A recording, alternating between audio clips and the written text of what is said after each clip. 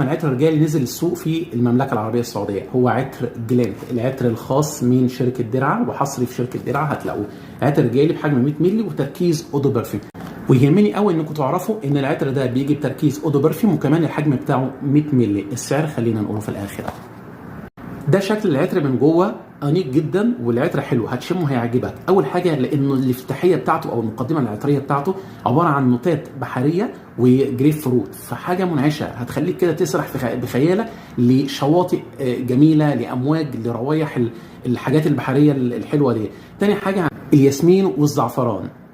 اما القاعده العطريه بتاعته فهي بتتكون من المسك والعنبر والباتشولي ولمسه من روايح الجلد الجميله وكمان البخور. فمذهل.